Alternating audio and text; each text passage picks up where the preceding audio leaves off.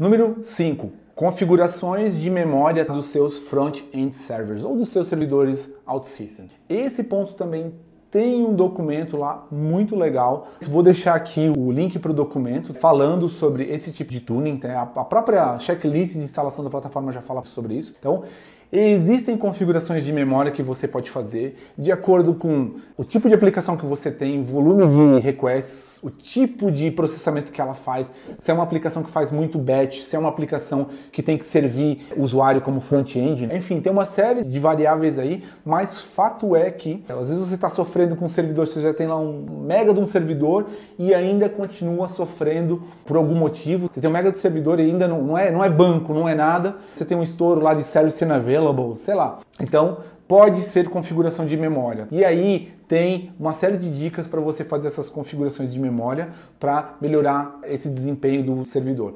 Tanto o desempenho, como ele vai servir as aplicações, como ele vai executar as tarefas, como também você meio que proteger algumas aplicações core, fazendo o quê? Quando a gente fala de plataforma .NET, e eu vou focar sempre os nossos vídeos em plataforma .NET, você no IS, você tem um conceito chamado de Application Pool. Por padrão, a plataforma, os servidores da Microsoft são todos criados como Application Pool Default, padrão, e todas as aplicações OutSystems são colocadas lá.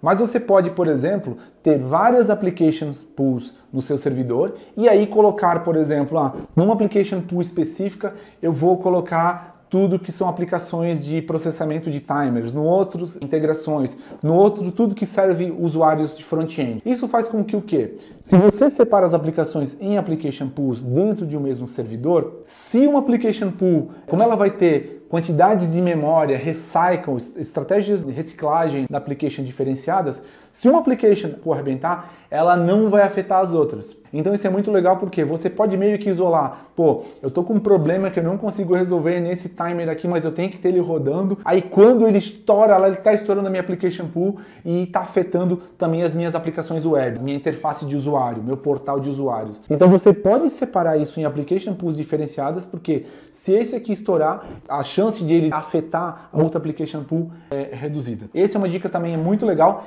Ele é totalmente infra. Hoje você não tem uma coisa lá no Service Studio, no Lifetime, para fazer isso daqui, mas é muito recomendado quando você tiver aplicações já mais parrudas, com alto volume de usuários, você fazer esse tipo de ajuste. Por exemplo, na nossa empresa, na Digital, a gente tem projetos com 2 milhões de usuários, fazendo não sei quantos mil requests por dia nos servidores, então faz uma grande diferença essas aplicações estarem segregadas por application pool.